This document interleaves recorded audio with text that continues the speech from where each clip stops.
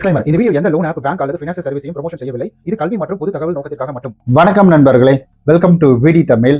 நான் உங்கள் விஸ்வநாதன். அதாவது இந்த வீடியோவில் நம்ம என்ன பார்க்க போறோம்னு கேட்டிங்கன்னா, இப்போ நம்மள எல்லாருக்குமே தெரியும், இது ஒன்றும் இலைமறை காய்மறை அப்படின்றது கிடையாது, போர் நடந்துகிட்டு இருக்கு அப்படின்றது. இதனால நம்முடைய கேஸ் விலை உயர்ந்திருக்கு. இதை பற்றி நான் ஆல்ரெடி ஒரு வீடியோ போட்டிருந்தேன். ஸோ என்கிட்ட அந்த வீடியோவில் நிறைய பேர் கேட்ட கேள்வி என்னன்னா, கேஸ் விலை உயர்ந்துடுச்சு, நீங்கள் ஃபினான்ஷியலை பற்றி வீடியோ போடுறீங்களே, அப்போ ஃபினான்ஷியல் ரிலேட்டடா இதுல ஏதாவது இம்பாக்ட் வருமா அப்படின்ற மாதிரி நம்மகிட்ட வந்து கேட்டிருந்தாங்க. ஸோ இப்போ வரைக்கும் எதுவுமே ஃபிக்ஸட் வரல, எதுவுமே நடக்கல இந்த மாதிரி. பட் வர்ற மாதிரி தான் என்ன நடக்கும் அப்படின்ற ஒரு என்னுடைய பாயிண்ட்ல நான் இருக்கக்கூடிய விஷயங்கள் அப்படின்றது உங்ககிட்ட பகிர்ந்துக்கிறேன். எந்த ஒரு நியூஸா இருந்தாலும் அஃபிஷியல் அனௌன்ஸ்மெண்ட் வராம எதையும் நம்பாதீங்க. ஸோ இப்போ நான் சொல்லக்கூடியது எல்லாமே இது என்னுடைய தனிப்பட்ட விஷயம் மட்டும்தான். நான் தான் சொல்றேன். நான் இதை வந்துட்டு தேடி பார்த்து, இணையதளத்தை தேடி பார்த்து என்ன மாதிரி வந்துட்டு இதெல்லாம் நடக்கும் அப்படின்ற எல்லாத்தையும் வச்சு ஒரு கருத்து கணிப்பு அப்படின்றது கொடுக்குறேன், அவ்வளவுதான். சரி, ஓகே. அதாவது ஒரு லோன் அப்படின்றது எப்படி கிடைக்குது? நம்ம வங்கி தான் நமக்கு அந்த லோன் அப்படின்றது கொடுக்குறாங்க. அதுக்கும் வெளிநாட்டில் நடக்கக்கூடிய பிரச்சனைங்க என்ன சம்மந்தம் அப்படின்னு கேட்டிங்கன்னா, ஸோ இதில் நிறைய சம்மந்தம் இருக்குது. இப்போ நீங்கள் ஆல்ரெடி ஒரு லோன் எடுத்து வச்சிருக்கிறீங்கன்னா நீங்களாம் கவலைப்பட தேவையில்லைங்க. நேரடியாக வந்துட்டு இதில் எந்த பாதிப்பும் வராது. நீங்கள் ஃபிக்ஸட் போட்டிருக்கீங்க அப்படின்னா உங்களுக்கு எந்த பாதிப்பு அப்படின்றது இருக்காது. ஒருவேளை ஃப்ளோட்டிங் இன்ட்ரெஸ்ட் போட்டிருக்காங்கன்னா மேபி அவங்களுக்கு இதில் RBI ரெப்போ ரேட் வந்துட்டு இன்க்ரீஸ் பண்ணாங்கன்னா அதில் வந்துட்டு வாய்ப்புகள் வரலாம், அதாவது மாற்றங்கள் வந்துட்டு நடக்கலாம். ஏன்னா ரெப்போ ரேட்டு என்ன சந்தை நிலவரம் இருக்கக்கூடிய தப்ப சூழ்நிலை இதுக்கெல்லாம் வந்துட்டு பொறுத்து தான் உங்களுக்கு ரெப்போ ரேட் வந்து முன்ன பின்ன ஏற்றுவாங்க RBI தரப்புல இருந்து.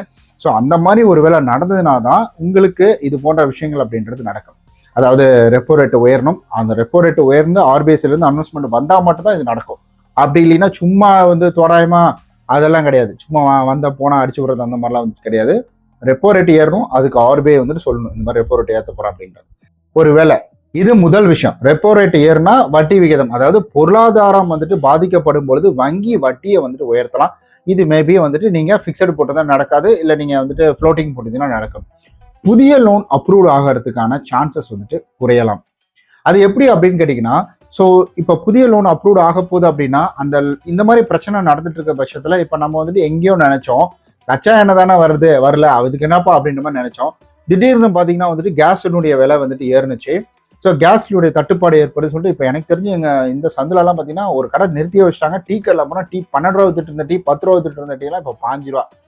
ஆனால் சம்பளம் மட்டும் அதே ஒசரத்தில் தான் இருக்குது.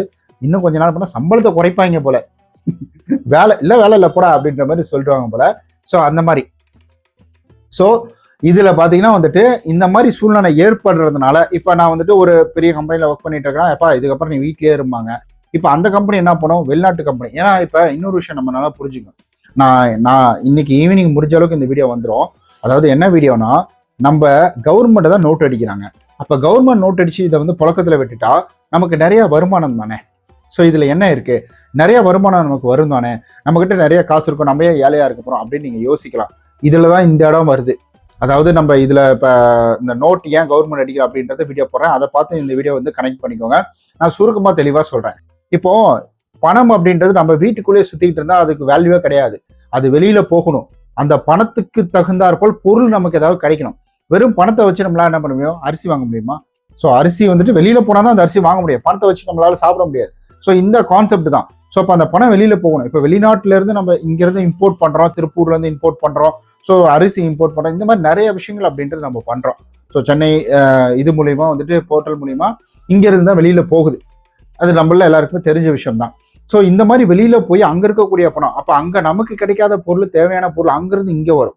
ஸோ இங்கே வந்துட்டு இப்படி ரொட்டேஷன் நடந்தால் தான், ரீசைக்கிள் நடந்தால் தான், பண்டமாற்று முறை நடந்தால் மட்டும்தான் இது வேல்யூபிள். அப்படி இல்லை அப்படின்னா இதுக்கு வேல்யூ கிடையாது. இப்போ நீங்களாம் நல்லா யோசிச்சு பாருங்களேன். இங்கே இருக்கக்கூடிய இந்திய பணத்தை எடுத்து நீங்கள் வெளியூரில் செலவு பண்ண முடியாது. ஏன்னா அவங்க வாங்க மாட்டாங்க. அவங்கள பொறுத்தவரைக்கும் இது ஒரு பேப்பர், இந்த பேப்பரை நீயே வச்சுக்கோ அப்படின்ற மாதிரி சொல்லிடுவாங்க. நம்ம ஊர் காசு என்னடா எப்படி பேசுகிற அப்படின்னு நினைக்காதீங்க. நான் வெளியூர்ல தான் சொல்றேன். நம்ம ஊர்ல அது கடவுள். இங்க பாருங்க, இந்த கடவுள் இல்லாதனால என் பர்ஸ் எப்படி ஆயிடுச்சு பார்த்தீங்களா, தமுத்து கொண்டு தான் இருக்குது. Jokes apart. அதாவது கடவுள்ன்றது உண்மை, நான் இது காட்டினதை வந்து ஜோக்ஸ் அப்பார்ட்னு சொன்னேன். ஓகே, இந்த மாதிரி வந்துட்டு ஸோ விஷயங்கள் நடந்துடும். அப்போ ஒருவேளை வேலை இல்லை அப்படின்னா அப்போ அவங்க திரும்ப அந்த லோனை ரீபேமெண்ட் பண்ணுவாங்களா அப்படின்றதுக்காக சில வந்துட்டு பேங்க் கொஞ்சம் சில விஷயங்களை ஸ்ட்ரிக்டா பார்க்கும். அதுலேயும் வந்துட்டு சில அப்ளிகேஷன், ஸோ NBFC நிறுவனங்கள் அப்படின்றது பார்த்தீங்கன்னா குறைஞ்சிடும். மேபி அவங்க வந்துட்டு எதுக்கு இது லோனு கொடுத்து அவங்க திரும்ப கட்டலைன்னா இந்த பிரச்சனை வேற நடந்துட்டு இருக்குது, அவங்களுக்கு வேலைன்னு திரும்ப கட்டலைன்னு நம்ம எதுவும் பண்ண முடியாது, சட்டம் வேற அப்படி இருக்குது, சண்டை போட்டு நம்மளால பேமெண்ட் வாங்க முடியாது அப்படின்ற மாதிரி வந்துட்டு இந்த ஒரு விஷயம் அப்படின்றது ஒரு நடக்கும். அதனால சில அப்ளிகேஷன் குறைஞ்சிடலாம். பட் ஆல்ரெடியே பேங்க் நிறைய விஷயங்களை வந்து ஸ்ட்ரிக்டா பாக்குது. இந்த மாதிரி சூழ்நிலையில இன்னும் ஸ்ட்ரிக்டா பாச்சுன்னா யாருக்குமே லோன் அப்படின்றது கிடைக்காது. ஸோ இப்படிதான் வருமா தவிர மற்றபடி வந்துட்டு டேரக்டா உங்களுக்கு லோன் கிடையாதப்போ இந்த மாதிரி பிரச்சனை அந்த மாதிரிலாம் இருக்காது. கொஞ்சம் கடினமாக்குவாங்க, ஆனா கொடுக்கறது கொடுப்பாங்க. இதெல்லாம் நடந்துகிட்டு தான் இருக்கும். அதனால நீங்க போட்டு குழப்பிக்காதீங்க. ஸோ இது வந்துட்டு அந்த அளவுக்கு பாதிப்பு அப்படின்றது நமக்கு மட்டுமா அப்படின்னு கேட்டீங்கன்னா, ஒண்ணு வந்தா உலகத்துக்கே வரும், அப்படி இல்லைன்னா ஸோ யாருக்கும் வராது, அவ்வளவுதான்.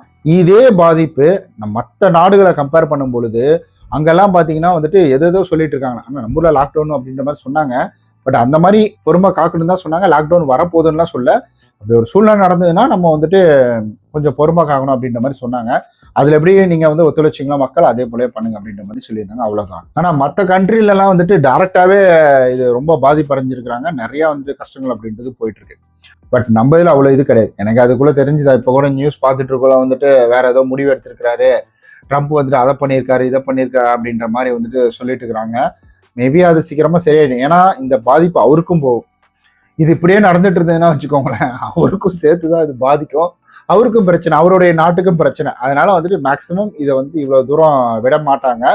ஸோ அவ்வளோ தூரம் போகாது, எல்லாமே சரியாயிடும். இந்த பேனிக் அப்படின்றது உங்களுக்கு தேவையில்லை. லோன் ஆட்டோமேட்டிக்காக அதெல்லாம் எப்பவும் போல தான் வந்துட்டு இருக்கும். ஸோ இந்த ஸ்ட்ரிக்ட் ஆகிறது அப்படின்றது நிறைய பேர் லோன் எடுத்துட்டு கட்டாததுனால கூட மேபி வந்துட்டு இவங்க ஸ்ட்ரிக்ட் அப்படின்றது வந்துட்டு பண்ணலாம். மற்றபடிலாம் எதுவும் கிடையாது. வேற ஏதாவது டவுட்ஸ் இருந்தால் கீழே மறக்காம கமெண்ட் பண்ணுங்க. ஸோ என்னுடைய பார்வையில் நான் அதை எப்படி பார்க்குறேன் அப்படின்ற ஒரு சின்ன ஒரு என்னுடைய புரிதலை உங்கள்கிட்ட பகிர்ந்துக்கிட்டேன், அவ்வளவுதான். மற்றபடி வேற எதுவும் கிடையாது.